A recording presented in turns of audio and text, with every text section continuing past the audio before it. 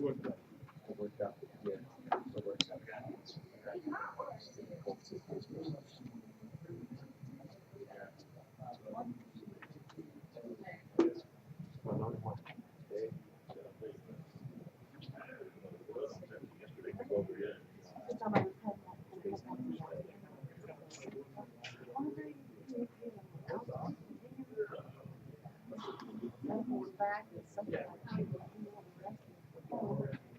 It is tough. You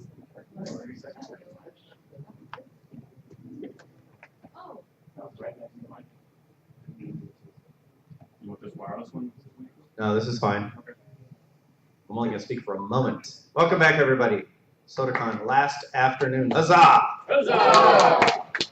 We have a great panel about the story now for an hour and a half or so. So, what? An hour? Or in an hour? It's a short story. We're going to tell us a story in an hour. Once upon a time. Once upon a time. I'd like to present Lord the British once again. The self-proclaimed old man of the Portularium. I'd like to also present Keith Sannio Quinn, who has worked on massively multiplayer games since 2001. He started in the community of relations for which game?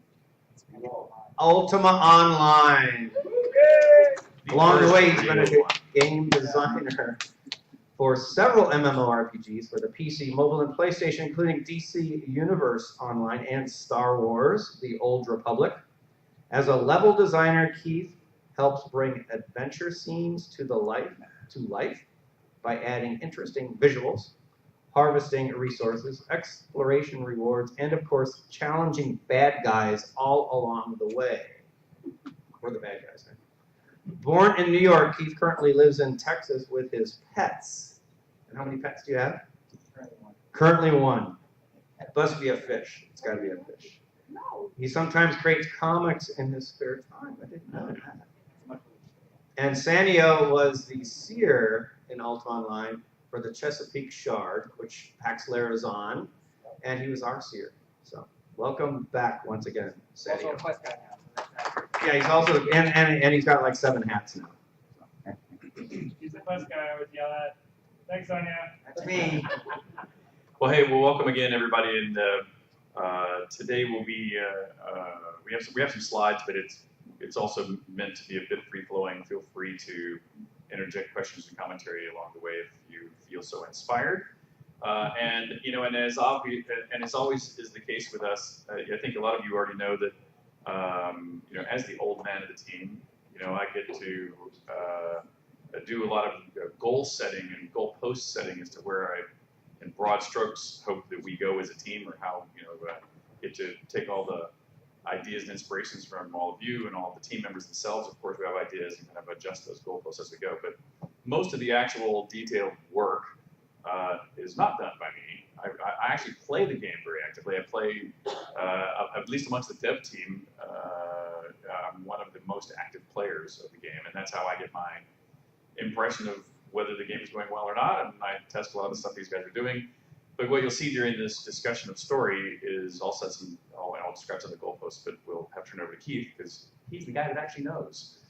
He knows the detail, he's working on the detail, and part of what that also means is that if you ever really want to lobby for a particular detail, I'm really not the guy to lobby. I can actually put some JIRAs in for bold things, and eventually they might happen. But if you really want to change opinions, this is the guy to talk to. He's the one. Don't yell at me though. Just make a good suggestion and ignore me. I'll go, oh, I want that. Exactly. I'll make it happen. And so we're talking about story. We're going to talk about a few things. First, we'll talk about bug fixing and polish that's going into the current game. And by the way, that remains for the balance of this year. Bug fixing and polishing and a few enhancements of the original episode 1 with things is still high on our top on our priority list.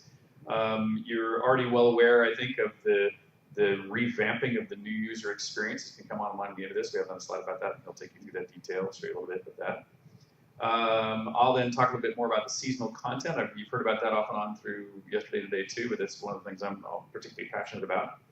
Side quests are something that we will always, I think, be adding into all episodes of the games as we see opportunities and holes or things we want to shore up. Just to, we think those always deepen the experience and are things we can, constantly revise and add to the game over years. And then, of course, episode 2, which is really we're hoping to make the full turn. We're already now discussing episode 2 actively at the office. In fact, in the breaks, even at SOTACON, we've been back at the office working on some other details. There's things we can do face-to-face a little more efficiently than we can when I'm remote up in New York. So we've been trying to squeeze in a few chats about that this week here even during SOTACON. And so let's first talk about the new user experience. You want to just talk about it in general, and then we'll show them the pictures a little after that. Sure. The new user experience currently, I'll try talking to the mic.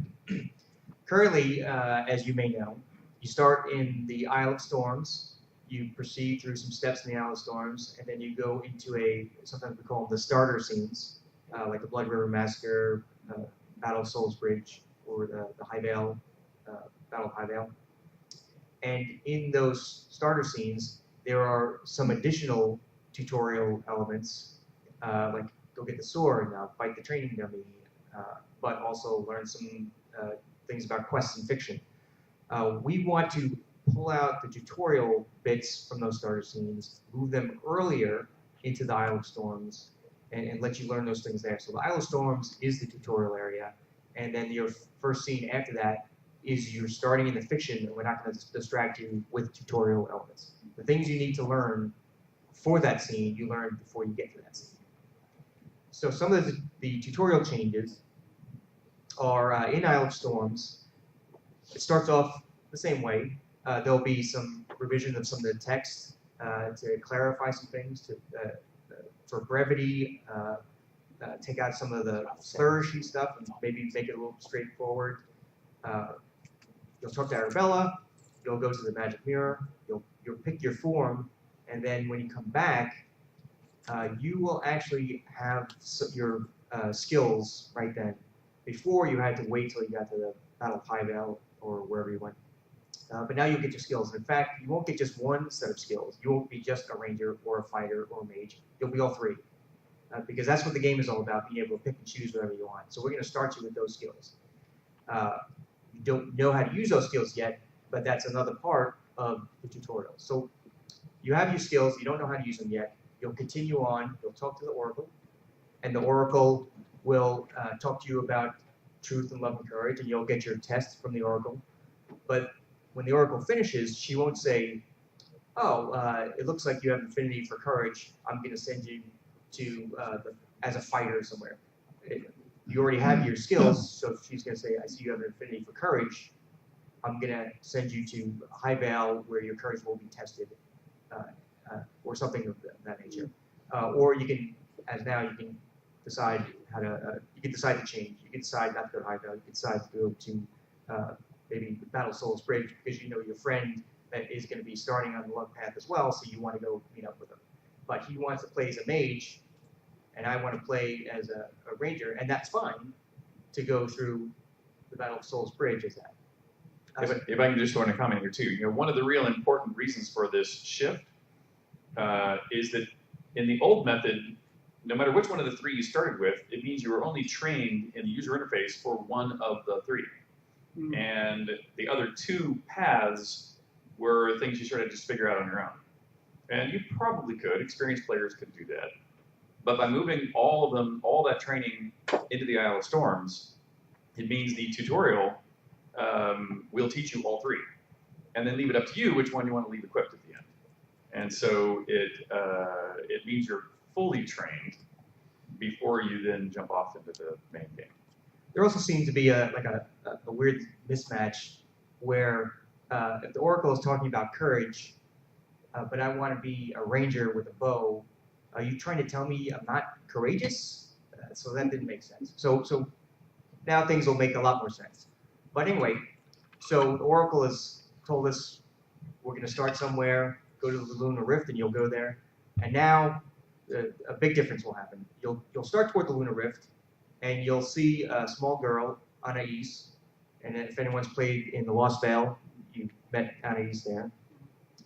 And who is Anais? Star. Jack, you are right. So Anais is Star's daughter. So Anais is Patterned after.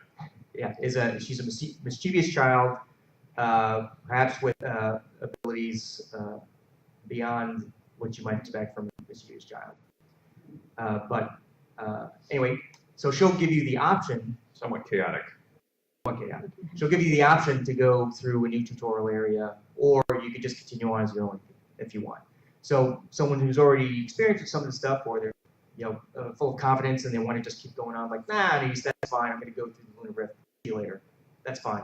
But if you want to go through her tutorial, that's great. You'll be sent to another one of those floating islands elsewhere in the Isle of Storms area, and she'll meet you there, and then she'll start teaching you one room at a time a lesson. So you'll learn how to jump, because she'll tell you you got to go through that doorway over there, and the only way to do is to jump, and you get little hints on how to jump. It's a simple thing, but some players don't know how to jump. We've seen that when we play at conventions. We watch over the shoulder, and they don't know how to jump because we didn't teach them. So now we're teaching them by example. And I think what's important also about the way the tutorial will operate is that if you take the tutorial, which she will advise that you do, those are truly gated rooms. You literally cannot proceed even a small amount forward unless you have proven you understand the actual skill.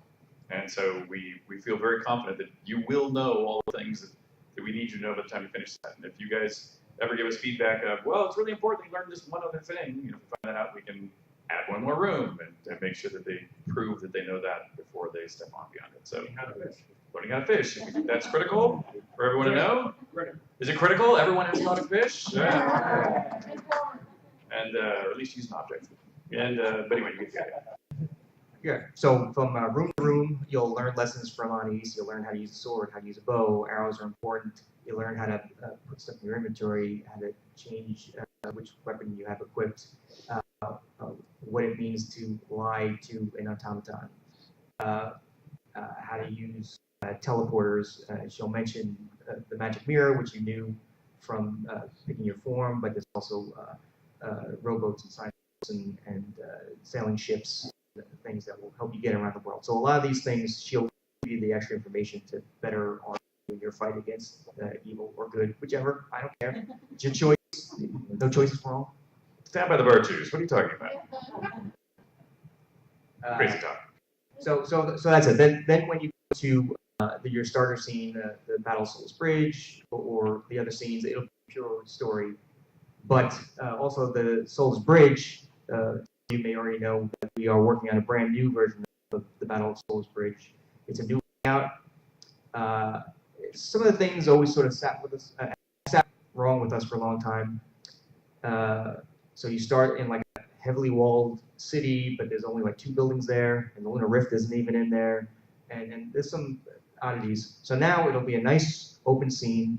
Travis, our world builder, has made a beautiful new scene. You'll start at the Lunar Rift, so you'll, in Isle Storms, use the Lunar Rift, appear at a Lunar Rift. Makes a lot of sense. And then you'll go through the new, we might have pictures later on, but we go through a new, so if you go back one, you can see a little hint of what the new Isle of Storms, Anais' new area is. And that fallen column right there, that's where you learn how to jump. And then the next one. And so this is a shot of the bridge in Souls Bridge. This is in the second half of the scene, and so some of the elements are still there. Most of the elements are still there, just rearranged in a beautiful new way. So this is where you'll fight across the bridge to eventually get to the rowboat where Edvard sends you off. And then I think there's another picture. So this is earlier. This is imagine behind us. The Lunar Rift's behind us. Yeah, and then we're looking forward at the battle. Into the remnants village. for the first time, and there's a house on fire, and we see one a little bit to the right of center is burned up already, and there's behind the bushes and trees there's more, and the bridge is further beyond that. So it'll feel a little bit more, it'll feel linear. The other one was linear, although in the older version once you got past the bridge, it unexpectedly opened up to other areas, so you can easily sort of get lost for a little bit. But you won't get lost anymore with this. The next thing you need to do is in front of you. You can sort of deviate a little bit, but eventually you'll come to that choke point. You'll have to do it to go forward. Was there anything else back on this slide here for you? Right. Oh, the decoupling of the class. So, so I mentioned. I guess I'll just restate that you get all three classes. You know, you're not locked into those classes, but you get three sets of three skill sets that relate to each of the ranger type with his bows and arrows, and the fighter with his melee weapon, and the mage with his spellcasting abilities. Everyone will get that. And 3 decks, correct? 3 decks. And do you know if you plan to link the equipment to the deck so that when you switch them out, or maybe the starter equipment won't really matter, but in the Anais' tutorial, you will pick up a sword, and she'll explain to you how to use a sword. You have to use a sword to advance, and then you'll get a bow, and then somewhere in there I will also add that switch to the deck, switch to the skill sets. Yeah, yeah. Okay. Then seasonal content. You know, this was for those of you who know, or those of you who've played, any of our previous works, I would argue. You know what a passion we have for crafting a reality which uses astronomical and seasonal and weather events to affect the happenings within the game. And in fact, let me even pause right here. You could say something about how, even if you take it out of seasonal, I mean, you take this to things like the virtues or storyline in general. You know, I find that the reality in which we live, the real reality in which we live, the physical reality in which we live, you know, is very complex. And if you ask people what the truth is with a capital T, truth, you know, you'll get very complex answers, oftentimes which have nuance and shade, and we can begin to debate, you know, what's actually scientifically true, much less spiritually true, you know, on top, or politically true, you know, on top of that. And one of the things I think makes a game powerful is when it has something that I'll borrow a Stephen Colbert word, when it has truthiness associated with it. And the nice thing about, you know, having like the 3 principles of truth, love, and courage that add up to 8 virtues: honesty, compassion, valor, justice, sacrifice, honor, spirituality, humility. The numerology that adds those together and makes a nice little symbol also kind of lends it a sense of truthiness, if you follow my meaning. And similarly with astronomical and weather effects, you know, you all are probably well aware of things like, you know, if you think of the historical beliefs of the Aztecs and Incas and other 5,000 to 10,000 year ago civilizations, you know, their science told them a lot. You know, they would build Stonehenges and pyramids and all these sort of things to determine, you know, the seasonal and celestial mechanics of the real world in which they lived. That really did give substantial evidence to the coming of those seasons and the coming of the rains, and therefore when you should plant, when you should harvest, and all that stuff was all, you know, scientific reality, so to speak. It remains scientific reality.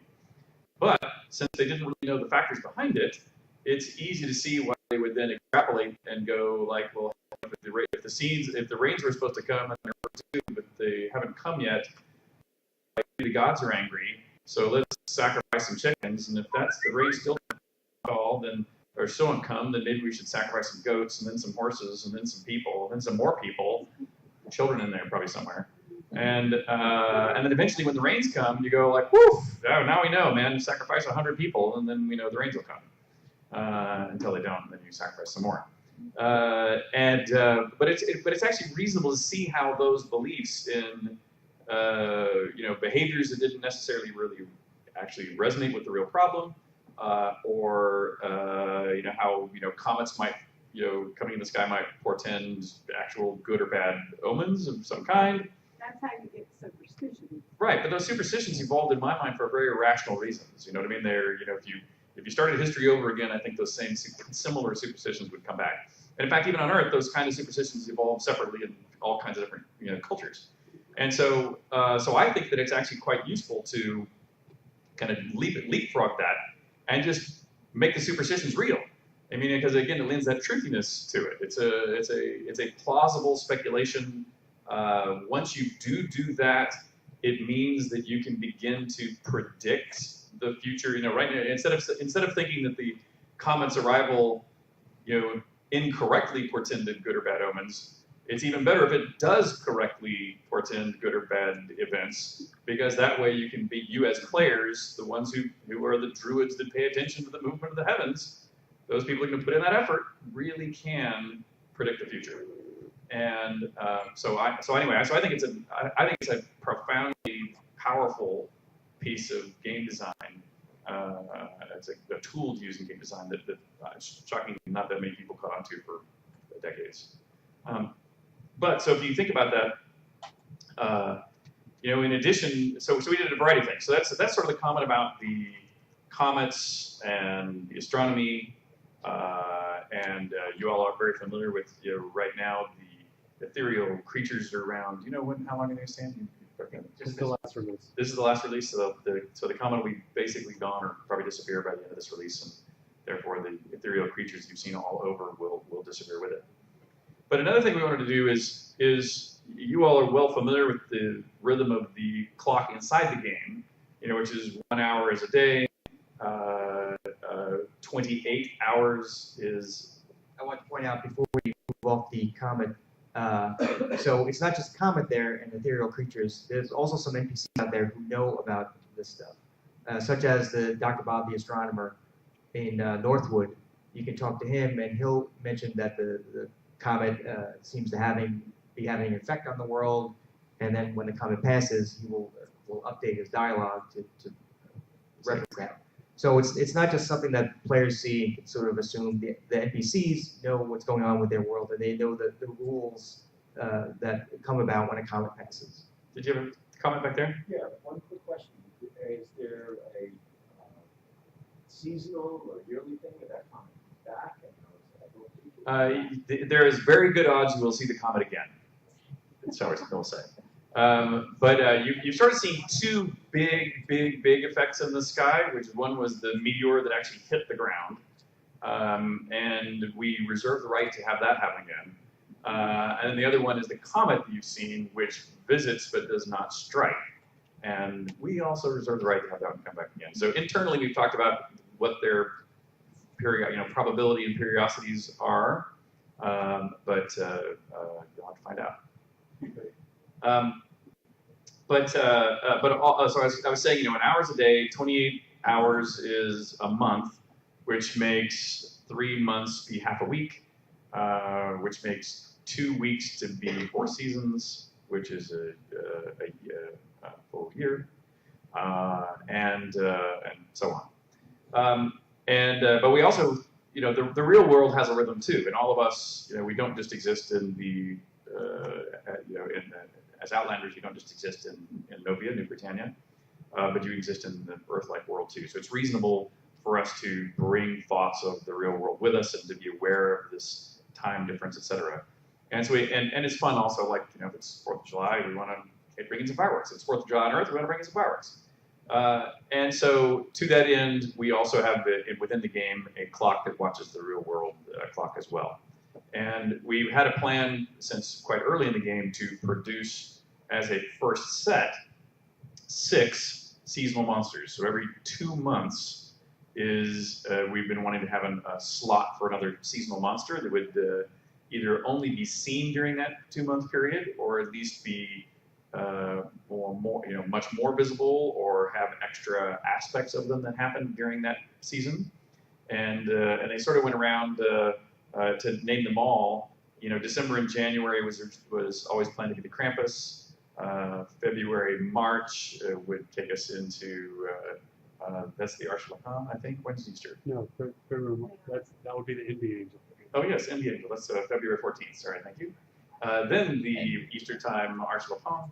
And then June, July would be the Atavus of Purity, sort of that's our July 4th overly nationalist character. Then August, September, kind of harvest season, so we have eventually have the harvest creature that will come out. Then a little later, when you get into the September-October time frame, we get our more scary Halloween-y kind of guys. We've got Pumpkinhead, and then it takes us back up to Krampus. So that was the original 6-character pantheon that we've had Jiras in forever. But those have, of course, come online. You know, the first set were just done when we had an opportunity, when there was we had a window of opportunity to get one done prior to the season coming on for that particular creature. So let's go through there.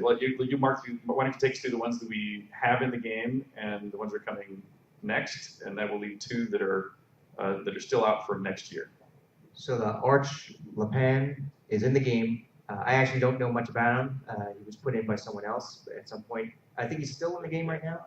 So at some point, no, he's not. See, I don't even know. But he'll be cycling in and out. The Adam Security, though, He can leap this far, and I'm sure you got that he is homage to the Monty Python, Tim's. right? It's a small white rabbit with a little bit of blood on his mouth, ready to just wreck you if you get too close. Yes. On the Arch Lapan, Yeah. are the rewards going to change every year, or are we going to keep the same rewards? The question was about rewards changing, and so we revisit them each time we bring it back on to see what we might want to update about them. And the rewards is always one of the things we talk about, is what should be adjusted about them. So I expect you will see them. Different ones will probably adjust it, whatever our mood is at that particular year. The creature itself might get a little update. If we added new combat techniques into the AI systems in the intervening year, they might adopt some of these new AI techniques. If we thought that they were weak in some way because we wanted to add them some summoning ability to bring on other creatures or whatever it might be, those will be updated. But absolutely, what the reward is Last year is was one the thing 6 paintings And Sorry? the mask. and the mask. We Yeah. added a mask and the painting. So as we can, we'll update the rewards. Yeah, we'll try to at least, I can't guarantee it for all of them, but we do think about it with each time they come back up. So the Atoms of Purity are still in the game. They'll be removed soon. But what they are, someone created the initial framework of the quest, and I polished it off. So the quest starts in Desolus, and there's a character in there who explains the problem with the Atoms of Purity and how they hate Outlanders and their troubles. So hopefully you can go and resolve things. You can find them in 2 places. You can find them in a random encounter, and that random encounter will stick around all year long. And you can find that camp in the Grimwald Barrens desert, and that camp will stay there all year long. But the seasonal character, which is their top dog, the Luminous Atavist, he will only be around during his 2-month time frame. And that's kind of I think the structure that we'll be using with the other characters. So for example, Pumpkinhead, you will go to probably City in Drakval is what I'm thinking, and you'll get the quest from someone there. Or you can go to Castle Brittany, and there'll be a child in Castle Brittany who knows rumors, including the one about the Pumpkinhead. So there'll be a couple different ways to get the quest to lead you in that exciting direction. And the Pumpkinhead character and his minions will have a certain, I don't know if you can call it a camp, but a certain home base in an adventure scene that'll always be there, and you'll go fight him there. But I'll probably also have, I'm thinking the Forest Road encounter, you'll also be able to find him there. A little bit of a headless horseman-ish, maybe sort of like patrolling the roads sort of situation. And then I have task to work on Krampus after that. So you want to talk about the Pumpkinhead? Yeah, I'll talk about their behaviors a little bit too. Yeah, And these two, at least the underlying technology of these 2 behaviors are related to each other, which you'll see, and I think somebody alluded to this the other day. Which is for our Pumpkinhead, not only will he nominally be found in patches, which is where the convenience of having a head to put on might be found, but his actual power will be based upon how flourishing the pumpkins are within this pumpkin patch. So that's sort of where he draws his power from. And so we're going to make him to where he is particularly difficult to defeat if this is a well-ripened, large pumpkin patch. And so one of the best ways to defeat him will be not to face him directly head-on, but instead run away from him while running around and destroying all the pumpkins in the pumpkin patch, or making a new pumpkin, which is like the destructible barrels that you've seen in the game. So there's a pumpkin version of that that will spawn through the pumpkin patch at the same time. So you'll have to go around smashing pumpkins, in order to decrease his powers so that you can ultimately tackle him. I want to say the level designer in me is super excited about this because we have what we sometimes call boss monsters or boss enemies, which are powerful enemies, and sometimes they have abilities that they don't see on weaker enemies. But we don't have a more true boss fight situation, which is that the environment is part of the fight. And this step of adding in the pumpkins is super exciting to me. That potentially we could add in like switches and things to sort of make a situation. But this is so natural to have the pumpkins related to the Pumpkinhead character, and it's intuitively you could figure out the way to kill him by interacting with the environment. I love it. And actually, done something too, since I don't think we've actually made the destructible pumpkin yet, but we have to make sure it looks a little different than a regular one, so people don't try to take it. It's a rotting pumpkin or something. Will he be respawning the pumpkins during the fight? That's a good idea. I don't think we discussed it, but yeah, I think the two things that just come out of this are let him spawn some more pumpkins, and pumpkins ought to be rotted in some way, fetid pumpkins, so that you don't expect to harvest them yourself. But yeah, so that's Pumpkinhead. Krampus is another one that has some interesting differences. I know I mentioned this a little bit yesterday, so pardon a little bit of repeat. But the mythological Krampus, which is one of my favorite earthly monster stories, is that while Santa Claus might bring good girls and boys some toys in the winter, Krampus goes to the naughty list and snatches children. You're never naughty though, I'm sure. And shoves them in his wicker basket and hauls them off. But at least I've never read a story where you understand what happens to those children after he hauls them off. And since our players are not usually running around with their children in the game as characters, it's pretty hard for the Krampus to come steal your children in the game. And so we'll assume he's already stolen other people's children and done something truly horrific with them. And so by the time you run into the Krampus, the children that he has already stolen and treated horribly are now coming back as his effectively zombie minions that he brings to bear when you face him. When you try to stop him, they now work for him as servants. But he draws his strength fully from them. And so we're thinking that he will effectively be unbeatable, basically to make his heal rate or some equivalent be related to the number of children in the scene, and he'll always be bringing new children into the scene. And so you have to kill off all the children first, which makes me happy, before you can face the Krampus. Yeah. Is there going to be any virtue tied to Krampus since you're killing somebody that tortures and kills children?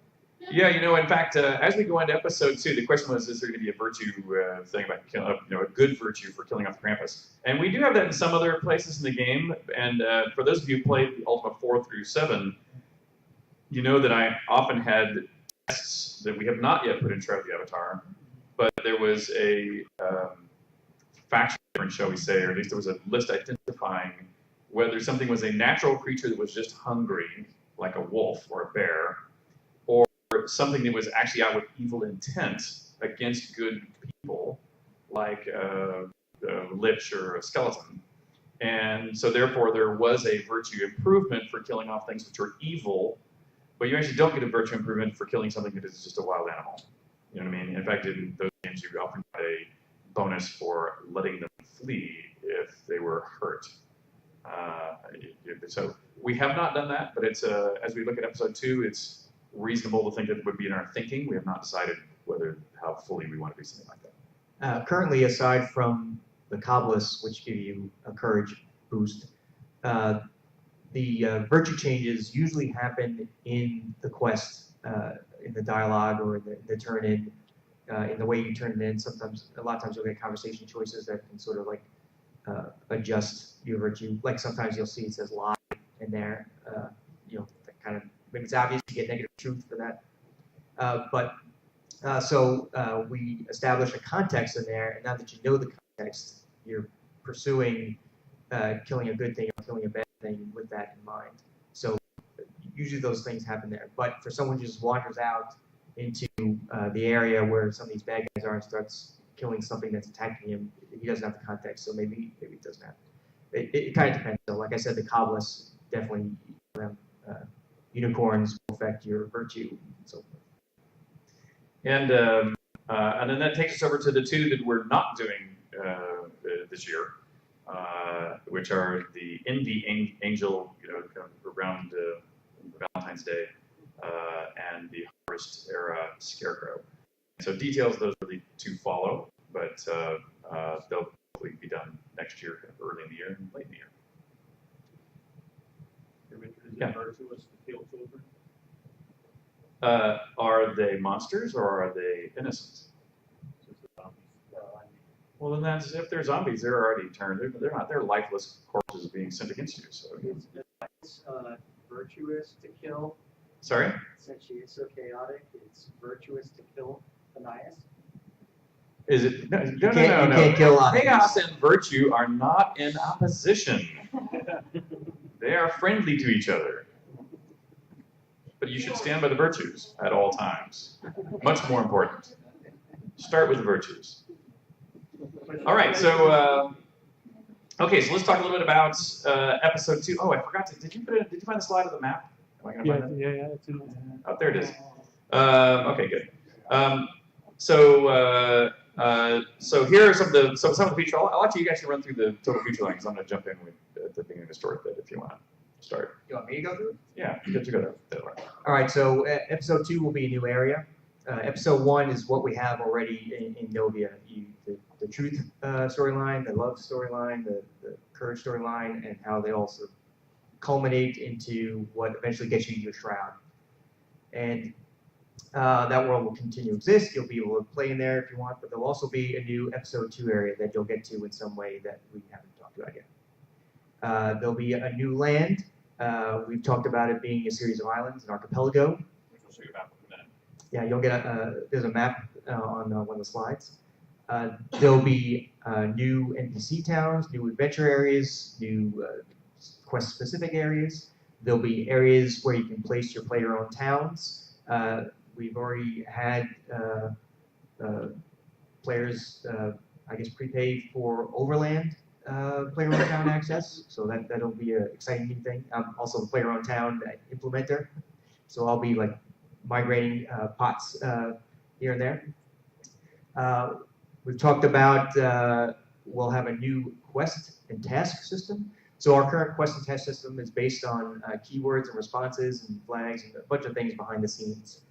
But it is a system that has had like layers added over time, and we now know what we want in a robust quest system. So we kind of think we need to start from scratch. So the old quest won't go away, but the new quest system will be more refined and I guess easier for our programs to work on, and it should be pretty solid when it eventually does launch. The item history and item leveling, I'm not familiar with that. Well, here, let me tackle that one. So, something we've had in the design aspect of the Jira stack, so to speak, for a long time, but we think we'll now tackle here fairly early in episode 2, is are things such that items that you carry, as you know, they're one of the things I really actually love about Threat of the Avatar is that it keeps its own. There's a lot more data about it than we've had in previous games. I mean, it not only has a lot of attribute changes with a lot of subtlety and variation, but you know who made it, as a case study. And when you break them down, we can actually break them down into their component parts even afterwards. So I mean, a weapon is not just a simple data point in a table. It's a complex stack of things.